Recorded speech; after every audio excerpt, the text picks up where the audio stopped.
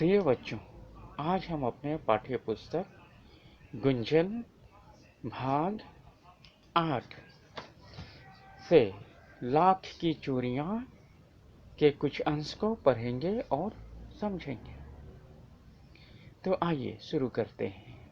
वैसे तो मेरे मामा के गांव का होने के कारण मुझे बदलू को मामा कहना चाहिए था, परंतु मैं उसे बदलू मामा न कहकर बदलू काका कहा करता था। जैसा कि गांव के सभी बच्चे उसे कहा करते थे। बदलू का मकान कुछ ऊंचे पर बना था।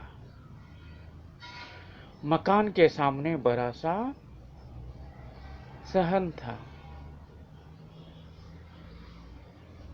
सहन अर्थात आंगन, जिसमें एक पुराना नीम का वृक्ष लगा था। उसी के नीचे बैठकर बदलू अपना काम किया करता था।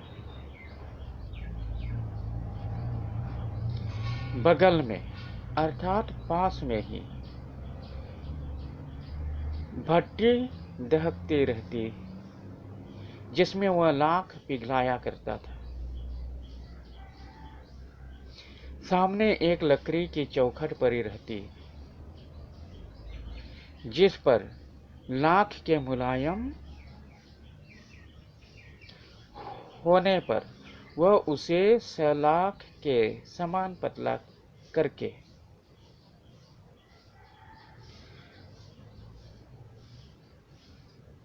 चूड़ी का आकार देता।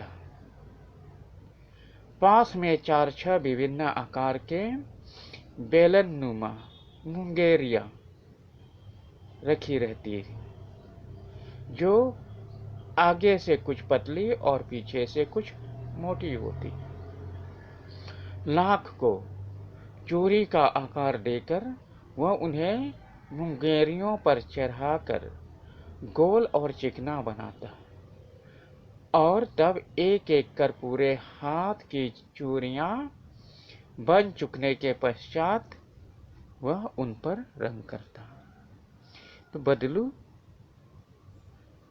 लेखक के मामा के गांव के होने के कारण कायदे से लेखक को उसे मामा कहना चाहिए था, परंतु वह बदलू को मामा न कहकर काका कहा करता था, जैसे कि गांव के अन्य लोग, अन्य बच्चे कहते थे।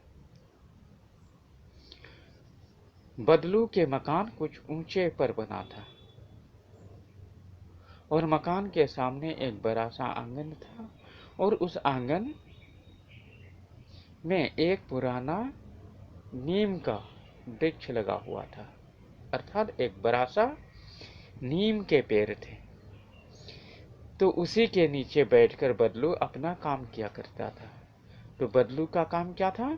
लाख की चूड़ियां बनाना। बगल में अर्थात पास में भट्टी दहकती रहती थी, आग जलता हुआ रहता था। तो वह आग इसलिए जलाया जाता था, वह भट्टी इसलिए जलाया जाता था, आग इसलिए जलाया जाता था ताकि लाख को पिघला सके। लाख को बिना पिघलाए चूड़ियां नहीं बनाया जा सकता था।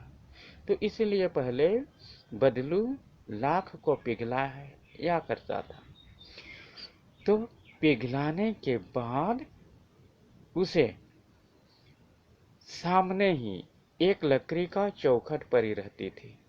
तो उसी चौखट पर उसे मुलायम होने पर सलाख के समान पतला करके चूड़ियां बनाया करता था, चूड़ी का आकार दे दिया करता था। तो सलाख ये धातु की छड़ी, जैसे कि मान लीजिए वह लोहे की भी हो सकते हैं या फिर तांबे की हो सकती है। तो इस प्रकार के सलाख, जिसे धातु की छड़ी हो सकता है वह लोहे की छड़ी हो, तो पतला करके चूड़ी का आकार देता है।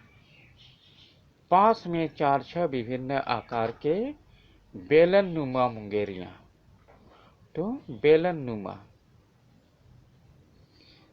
जिससे हम लोग रोटी बेलते हैं, बेलन। तो उस प्रकार के कुछ मुंगेरियां रखी रहती, मुंगेरियां। तो मुंगेरियां जैसे कि किसी चीज को ढोकने और पीटने के काम आते हैं।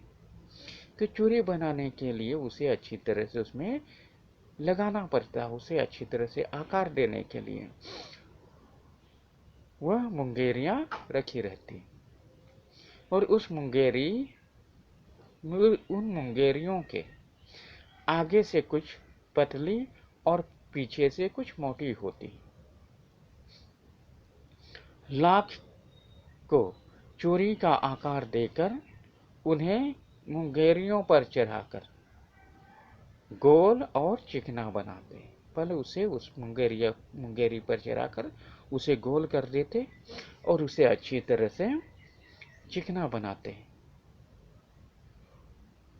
और तब एक एक कर जब पूरे हाथ की चूड़ियां बना चुकने के बाद वह उन पर रंग करता, उन चूड़ियों को रंग देता, ताकि चूड़ियां देखने में सुंदर लगे और सभी को पसंद भी आए। तो आज के लिए इतना ही। बाकी के बचे हुए अंश को हम अपने अगले कक्षा में जारी रखेंगे। तब तक के लिए धन्यवाद।